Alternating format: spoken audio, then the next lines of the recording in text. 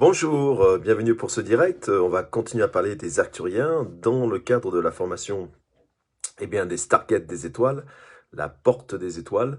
Et donc je crois que c'est la 5e capsule. Voilà. Et hier, je me suis un peu trompé sur les dates. En fait, ça commence demain soir, mardi soir et mercredi soir. Donc si vous voulez vous inscrire, le délai est raccourci. Ça se fera sur Internet, à distance. Je le répète, pendant 2 soirs, donc mardi et mercredi soir, si vous voulez apprendre à monter des portes des étoiles, des stargates archangéliques minérales. Alors, on va continuer ces capsules, donc vous inquiétez pas. Bonjour Stéphane, salut Harold. Si vous voulez le reste des capsules sur les portes des étoiles et sur les Arcturiens, vous pouvez aller sur ma page, enfin ma page, vous y êtes déjà, mais plutôt sur mon... Comment on appelle ça? Sur YouTube, voilà, ça y est, ça revient. C'est l'altitude, c'est les montagnes. Voilà, sur ma chaîne YouTube, Académie d'Astra, vous avez toutes les capsules, les 4 premières capsules qui parlent des Stargates et des portes des étoiles. Salut Delphine, bonjour Marie-Gabrielle, salut Ghislaine, bonjour Michel. Voilà, donc petite capsule, voilà, 20-25 minutes. Si vous avez des questions, n'hésitez pas à les poser pendant le direct. Ce sera avec plaisir. Salut Marie, si vous voulez participer au direct, ben, n'hésitez pas, vous pouvez appuyer et m'envoyer une invitation et je l'accepterai avec plaisir. Bonjour Nathalie, salut Denise, salut Sandra. Donc vous pouvez apprendre à faire ces Stargates, hein, comme je l'ai expliqué directement via Internet, tranquillement de chez vous. Bonjour Corinne, et je le répète, salut Angélique, vous n'avez pas besoin des cristaux chez vous tout de suite pour l'apprendre. Voilà, on va l'apprendre avec un système de papier, de montage et démontage des portes des étoiles. Et vous pouvez très bien avoir les cristaux après. 9 personnes sur 10 qui font les formations avec moi des Stargates n'ont pas les cristaux nécessaires sur place. Ils les achètent après puisqu'ils ont la connaissance pour pouvoir les monter. Donc c'est pas un souci. Et en plus, je vous donne l'adresse d'un fournisseur dont les prix défient toute concurrence. Et je n'y gagne strictement rien, d'accord? C'est un fournisseur que j'ai mis beaucoup de temps à trouver moi-même tout seul parce que j'ai énormément de cristaux chez moi et il est imbattable. Franchement, il est imbattable. C'est celui qui fournit les grossistes, donc vous êtes vraiment au début de la chaîne. Vous allez faire de grosses économies. Alors, on va continuer à parler de ces Arcturiens, de la façon, du peu de choses qu'on sait d'eux, hein, évidemment, de ce qu'en tout cas c'est ce qu'ils nous ont laissé comme témoignage. Et hier, je crois qu'on s'est arrêté à la façon dont il dormait et pourquoi. Et donc, c'est un peuple évidemment qui est très avancé par rapport à nous, parce que, eh bien, ils ont des milliers, voire des centaines de milliers, peut-être même des millions d'années d'avance d'évolution sur nous, donc c'est logique, hein, forcément. Le temps a fait son œuvre, comme on dit. Voilà, et donc ce sont des êtres qui ont fait ce que j'explique moi, ce qui est ma vision des choses dans notre futur à nous, quelque part, c'est qu'ils ont su faire la symbiose totale et absolue entre la science, les sciences et la spiritualité. Il n'y a pas de différence entre les lois de l'univers, les lois de la physique quantique et leur état de conscience dans l'amour, le partage, la spiritualité. Ils ne mettent pas en opposition, ils mettent en complémentarité. Et finalement, peut-être, ce que je dis souvent, peut-être que la religion de demain, si on va utiliser ce mot-là qui est un peu clivant, exprès, eh bien peut-être que ce sera l'association de la science, des lois de l'univers, des lois du quantique, et bien de l'amour, du cœur, et ce qu'on appellera la spiritualité, qui fera la symbiose des deux et qui ne mettra rien en opposition. En tout cas, c'est ce que montrent les Arcturiens dans leur évolution personnelle, dans l'évolution de leur système galactique. C'est ce qu'ils ont, en tout cas, c'est là où ils sont arrivés à l'heure actuelle, après ces milliers ou millions d'années d'évolution. Alors, évidemment, les Arcturiens, au niveau, si on va parler de caractère ou de façon de vivre, ressemblent beaucoup aux Pléiadiens, hein. Ah, c'est des cousins, d'accord? Et ils ont quasiment le même genre d'évolution et la même vision des choses globalement, d'accord?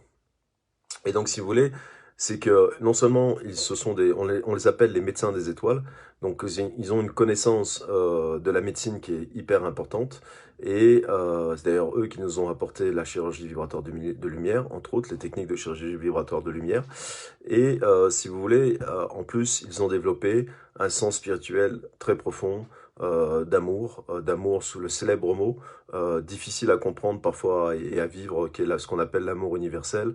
Eh bien, c'est un terme qui veut parfois tout dire et rien dire, mais on va l'utiliser dans cette capsule-là pour différencier de l'amour, on va dire, humain, de l'amour mental, de l'amour égotique, dans le bon sens du terme aussi, hein, parce que c'est une expérience qui est intéressante à faire. On est venu s'incarner pour la vivre, hein, donc il n'y a pas de, il y a pas de choses négatives quand je dis l'amour humain.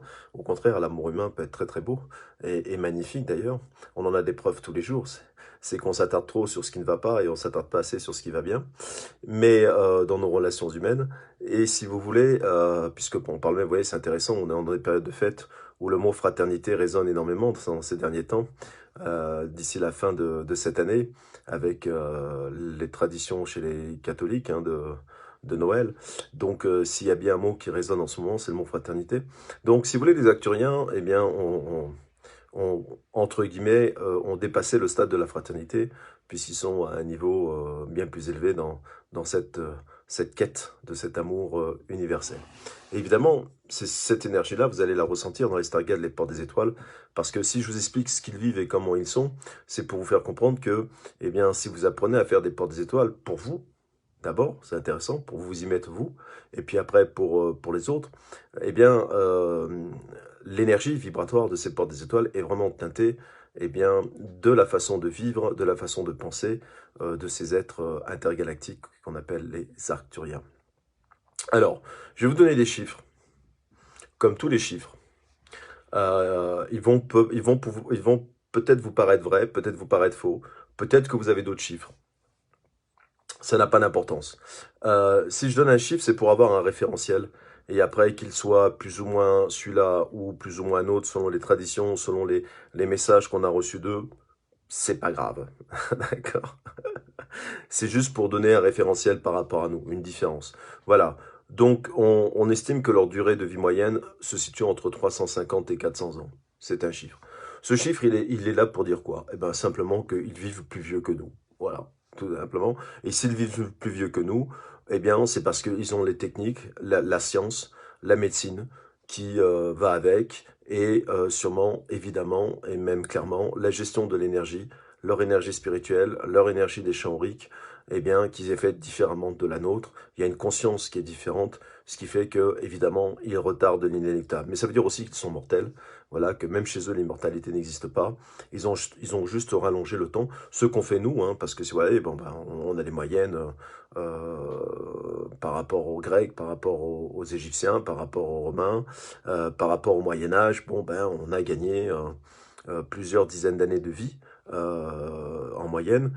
Ça continue, bien que la courbe se ralentisse un peu ces derniers temps par rapport aux 50 dernières années, mais et que la différence entre les hommes et les femmes s'amenuise de plus en plus. Mais de toute façon, il est clair que sur les 100 dernières années ou 200 dernières années, on a fait un bond sur notre temps de vie.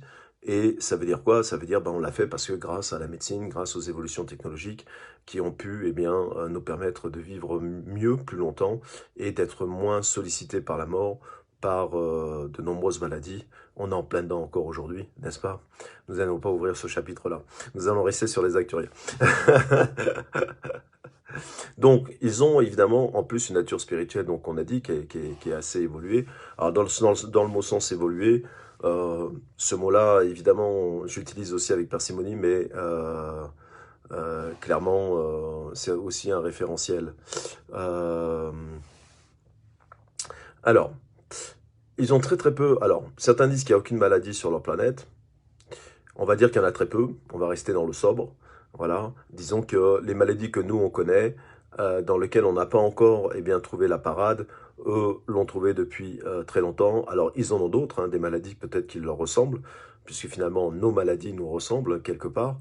Mais disons que c'est vrai qu'ils ont une telle avancée technologique, une telle avancée de médecine, que ça pourrait paraître des miracles pour nous, ce qu'ils arrivent à faire dans la guérison, hein, clairement. Voilà. Alors, c'est une chose qui est importante chez eux. S'il y a une grosse différence, en fait, et je pense que c'est une différence aussi vraiment karmique dans l'évolution, c'est que nous, si on s'est incarné sur cette terre, on est venu expérimenter ce qu'on appelle la dualité. La dualité, ça veut dire quoi? Eh bien, la dualité, ça veut dire que c'est le yin et le yang. c'est le noir et le blanc, c'est le chaud et le froid, c'est je t'aime pas, c'est je m'aime pas. Vous voyez, donc toutes ces formes de dualité qui existent, c'est le plus et c'est le moins.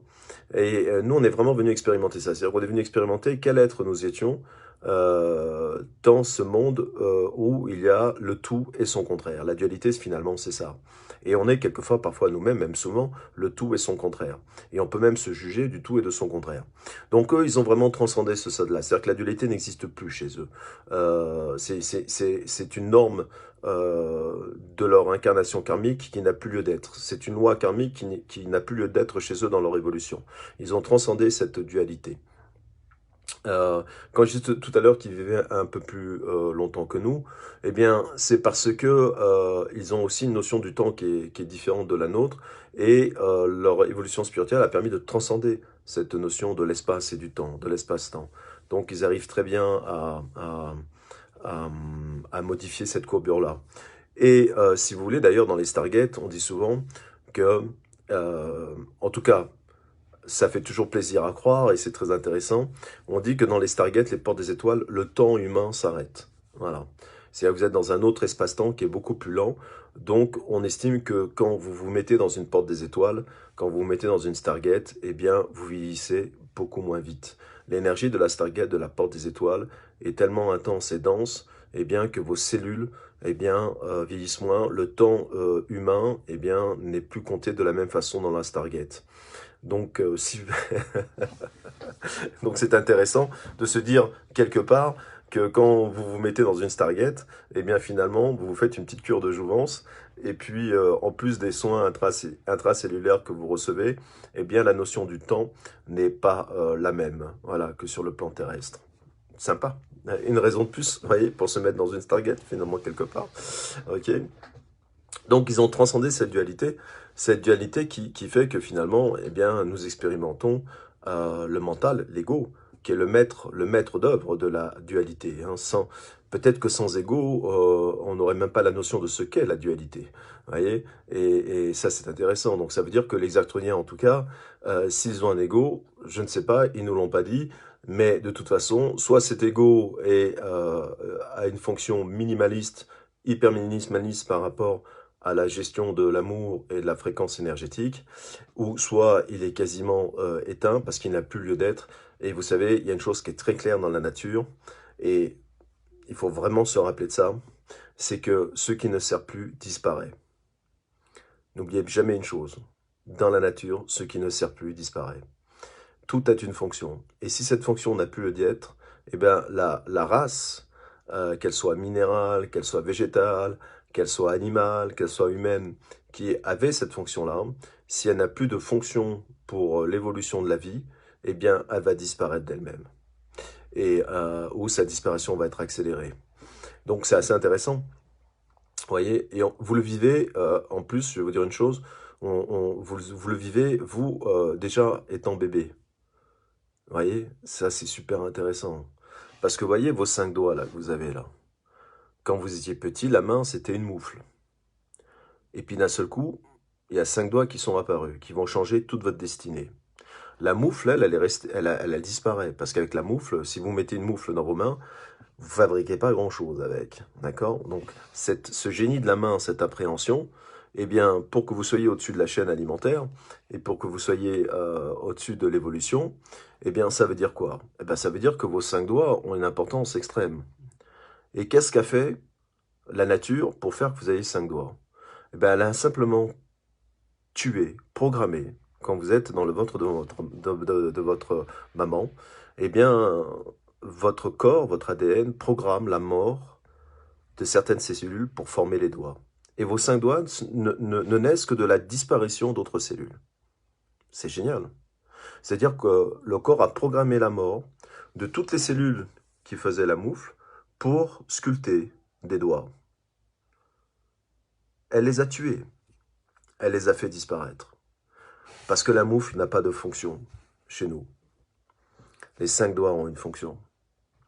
Donc, il y a une mort qui est programmée de vos cellules pour former vos 5 doigts. Intéressant, hein? Ça, c'est la loi de la nature. Ouais. notre rapport avec la mort est toujours quelque chose d'assez difficile, surtout quand ça concerne des êtres aimés. Et c'est toujours compliqué parce qu'on pense que la mort, finalement, quelque part, c'est quelque chose d'assez injuste, c'est quelque chose qui tue, voilà, qui fait disparaître. Or que la mort, dans notre système de création de nous-mêmes, à la vie, dans la matrice de maman, nous montre qu'elle est faite pour créer le meilleur de nous-mêmes. À notre point de vue intéressant.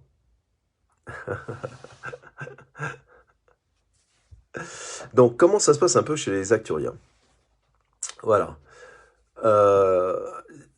Si vous voulez, ils basent tout leur système de société sur deux fondamentaux qui sont importants.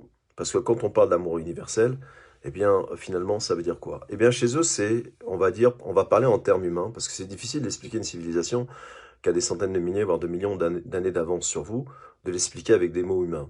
Mais on va l'expliquer avec des mots qui peut-être le ressemblent le plus. Les deux piliers de fondement de la société arcturienne, c'est la guérison et la compassion. On va prendre ces deux mots-là. Ce sont des médecins des étoiles.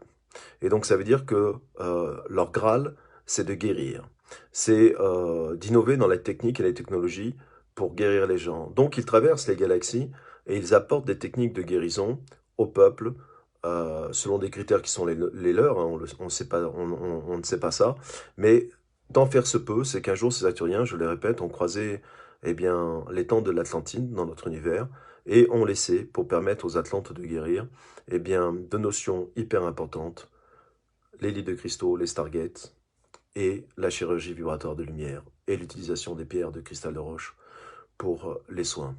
Donc si vous voulez, ça c'est un de leurs fondamentaux. C'est un peuple qui vient pour apprendre eh bien, à guérir. Et puis la compassion, évidemment, puisque c'est un amour universel, donc tout est juste pour eux dans vos demandes de libération, quelles qu'elles soient. C'est vraiment pour ça. Et donc, si vous voulez, leur Graal, eh bien, c'est qu'ils véhiculent ça à travers tout l'univers. Tous les peuples qu'ils vont rencontrer, qu'ils s'autorisent à rencontrer et à laisser des choses, eh bien, vont être basés sur ces deux fondamentaux-là. La guérison et la compassion. Évidemment, ils ont une société à diverses couches sociales. Nous, sur la Terre, nous avons des couches sociales différentes. Les Arcturiens, c'est la même chose. Ils ont des couches sociales, ils ont une société voilà, qui est fondée avec des couches sociales différentes. La seule différence, c'est que les couches sociales sont faites avec des critères complètement, évidemment, des référentiels qui sont complètement différents des nôtres. Et là, ça devient intéressant, d'accord? Parce que, en fait, si vous voulez, ces couches sociales-là ont toute une fonction pour le bien commun, pour le bien-être de tous les Arcturiens. Et donc, c'est assez intéressant parce que nous avons essayé, nous, par des philosophies de vie, par des systèmes politiques, d'essayer d'arriver à ça. C'est-à-dire que ce qu'on appelle la communauté. Je travaille pour le bien de la communauté. Alors, ça a marché, pas marché. On se tâte encore, nous les terriens, à trouver des systèmes sociétals différents depuis des millénaires. On essaie plusieurs choses. Ça disparaît, de nouvelles choses arrivent sous une autre forme. Et pour l'instant, nous sommes des êtres qui se tâtent sur eh bien, la quote-part de l'individualité et la quote-part du bien-être de tous. Et vous connaissez ces derniers temps, évidemment, avec ce qui arrive, ce fameux nouveau virus, vous avez une petite idée de cette dualité entre l'intérêt personnel et l'intérêt général. Vaste sujet, mais vous voyez, ça veut dire que toute civilisation, alors aujourd'hui, nous, ça passe par un virus, des années avant, c'était par des systèmes économiques, le communisme contre le capitalisme, ça a été des systèmes de religion, voilà, les guerres de religion, donc toute l'histoire d'humanité est toujours teintée de systèmes qui essaient de s'opposer à d'autres pour trouver un juste équilibre entre l'intérêt personnel et l'intérêt de tous. Évidemment, les Arthuriens ont dépassé ce stade-là, puisque ils ont réussi à faire cette société-là entre eux. Alors, ça veut dire quoi? Eh bien, ça veut dire que, si vous voulez, il y a ce qu'on appelle un centre de l'évolution générale, voilà, qui est même un centre d'évolution générale qui est basé sur l'énergie et l'amour, et qui va vibrer sur le plan collectif, et non sur un plan individuel. Mais on vous laisse votre individualité aussi.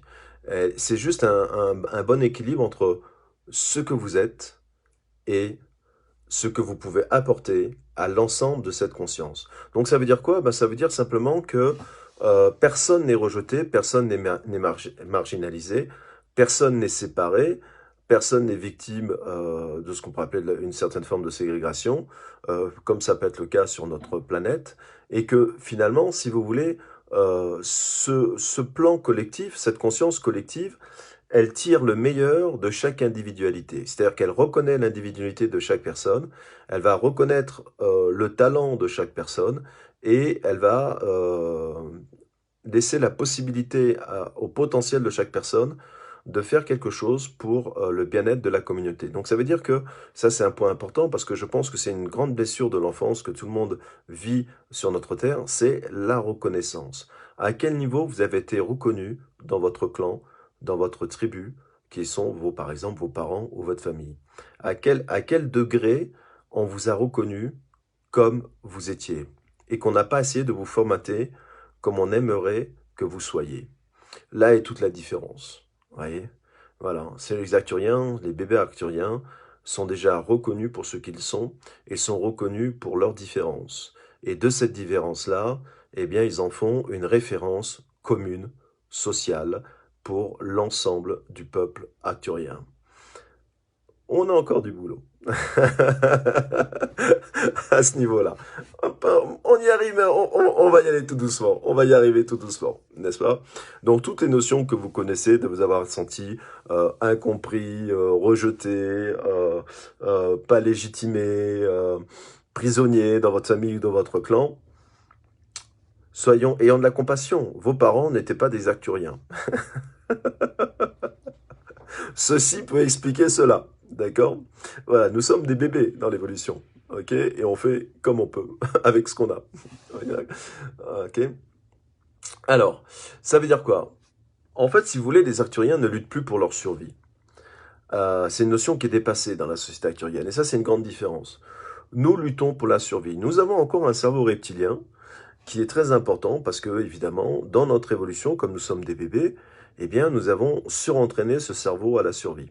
C'est d'ailleurs pour ça qu'on a émis des règles sociétales, parce que vous comprenez très bien que, et vous le savez, tant qu'il y a une société qui est structurée avec la justice, avec des lois, avec des gouvernants, avec la police, vous avez... alors, c'est pas parfait, on est d'accord, mais vous ne pouvez pas égorger quelqu'un quand vous voulez, comme vous voulez, et vous ne pouvez pas, comme avant, détruire des villages entiers en coupant et en égorgeant femmes et enfants. Voilà, il y a quand même une évolution, il y a quand même des restrictions, on a quand même canalisé cette violence inhérente à nos peurs primaires, et même si tout n'est pas disparu, même si ce n'est pas parfait, on vit quand même de nos jours plus en sécurité qu'on vivait il y a 500 ans ou 1000 ans en arrière. Faut quand même être juste, d'accord? Voilà. Mais on a quand même des traces mémorielles dans ce cerveau reptilien de survie. On est quand même dans un système où finalement, eh bien, on doit se lever tous les matins, on doit travailler pour gagner sa croûte, et on doit résoudre énormément de difficultés, de choses, d'expériences, pour avoir un certain confort de vie. Et le mot confort, vous le mettez à votre sauce, il est propre à chacun, et au niveau que ce soit. Donc, on a quand même cette notion de survie qui est très importante. Chez eux, cette notion de survie a complètement disparu, en tout cas, et à 0,001% par rapport à nous. C'est pas le pareil non plus chez les Arcturiens. Les Arcturiens ont fait des guerres. Les Arcturiens défendent dans la Confédération Galactique des univers et des planètes comme les nôtres. Donc, il y a aussi chez eux des guerriers, des soldats. Je verrai peut-être dans une autre capsule jetant, je vous parlerai des vaisseaux arcturiens qui sont des vaisseaux qui sont intergalactiques, qui sont vraiment très réputés pour leur puissance de feu et leur puissance de guerre, et c'est pour ça d'ailleurs qu'ils sont respectés dans tous les univers, et quand ils viennent, généralement, on les écoute, parce qu'on a très peur de leur puissance de frappe. Donc ça veut dire que c'est des gens, c'est pas des bénis-bénis, c'est pas des naïfs, et ils ont peut-être cette... qui veut la paix prépare la guerre. Ouais, voilà. Donc, ils savent que les civilisations ne sont pas toutes comme les leurs, et ils auront affaire à des civilisations qui seront peut-être moins dans l'amour, moins dans la compassion, et plus évidemment dans j'ai envie de prendre ton univers et ta galaxie. Donc c'est pas des naïfs non plus. Mais si vous voulez, leur société, c'est ça. Ça veut dire que chaque être est reconnu pour sa présence, et ça c'est beau, la présence, c'est un joli mot, la présence, vous voyez. Hein, quand quelqu'un vous dit je suis présent pour toi, c'est une belle parole. Si elle est suivie des actes, c'est quelque chose de fort. Ça veut dire que je suis tout à toi pour ce moment-là et je vais me focaliser que sur toi. Vous voyez, donc la présence, c'est quelque chose de très très beau. Donc si vous voulez, chaque arcturien est considéré par sa présence, d'accord? Et c'est ce qui gomme toutes les différences par rapport à ça. Et donc, ils font partie d'une même, ce qu'on appelle une même conscience cosmique. Euh, Ça veut dire que, si vous voulez, alors, sans aucune comparaison, hein, mais vous comprenez bien, quand vous avez étudié comment fonctionnent les fourmis, une fourmilière, quand vous avez étudié comment fonctionne une ruche ou les abeilles, eh bien, c'est un peu ça la société actuelle. C'est-à-dire que vous avez différents éléments de société dans la ruche et dans la fourmilière, mais chacun œuvre pour la ruche et pour la fourmilière. Donc, chaque personne a son importance, chaque être humain a son sens, que ce soit de la fourmi soldat ou de la fourmi abeille, ou de la reine, ou des nourrices, ou de ceux qui aillent chercher le pollen, ou de ceux qui cherchent la nourriture chez les fourmis. Ça veut dire que, eh bien, on utilise le savoir-faire de chacun dans un intérêt collectif. Alors, j'ai résumé ça d'une façon très basique, hein, c'est beaucoup plus subtil que ça, mais je vais avoir une meilleure compréhension de tout ça. Voilà, donc on va arrêter là, parce que sinon je peux en parler pendant 5 heures, c'est pas le but de la capsule. Je vous expliquerai un peu mieux comment ça fonctionne dans une autre capsule. Donc c'est tout ça que vous allez un peu, c'est toute cette connaissance, toute cette vibration, toute cette intensité qui fait que finalement, eh bien, vous allez être teinté de ça dans les Stargates des étoiles, forcément, ouais, dans ces portes des étoiles. Et donc c'est pour ça aussi que j'ai toujours, si vous avez une station de service énergétique, spirituelle, euh, aussi institutrice, dans le sens que ben, vous allez recevoir des connaissances, vous allez recevoir des perceptions, voilà, dans ces Stargates. Hein, on a vu plusieurs témoignages dans différentes capsules par rapport à ça, des initiations. Donc c'est super intéressant. Est-ce que vous avez des questions par rapport à tout ce qu'il a dit? Est-ce que vous avez des questions par rapport à la formation? Je vous répète, hein, c'est demain soir, c'est mardi et mercredi soir, donc vous avez jusqu'à demain soir pour vous inscrire à 19 h. Tout est sur mon site, Academestra. Il y a des gens qui m'ont appelé ce matin. N'hésitez pas, hein, je suis en vacances, mais en vacances studieuses aussi, donc j'ai mon téléphone, et si vous avez des questions pratiques pour la formation, vous pouvez m'appeler, m'envoyer un message, et je vous appellerai. Faisons ça par téléphone, c'est plus simple que des écrits. Alors j'attends s'il y a un peu de questions, tranquillement. Voilà. En tout cas, ça donne de bonnes idées, les Acturiens, pour notre futur potentiel, hein, dans notre évolution. On va réussir à être ça, on va réussir, ça va être chouette. Pour nos futures incarnations. Alors, pour l'instant, je vois pas de questions précises. Je vais essayer de peut-être voir s'il y en avait en arrière, mais je n'ai pas l'impression que j'en ai vu défiler sur mon petit écran. Bon, bah écoutez, je vous souhaite une bonne après-midi. Je terminerai peut-être ce soir vers 5 h une autre capsule. J'ai une conférence ce soir, je pense que je vais mettre le lien, alors c'est pas sur les portes des étoiles, je me rappelle plus sur ce que c'est, il faut que je regarde. Je vous mettrai le lien, c'est sur Zoom, donc je mettrai le lien sur ma page La Mangeois. Vous pourrez cliquer dessus ce soir si vous avez envie d'assister à la conférence. Et je suis désolé, je me rappelle plus le thème. faut que je vois mon agenda, je ne l'ai pas encore ouvert. Non, dès qu'on mange trop de bûches, il y a du laisser aller. Bonne fin d'après-midi à tous et à toutes, et peut-être à tout à l'heure. Au revoir.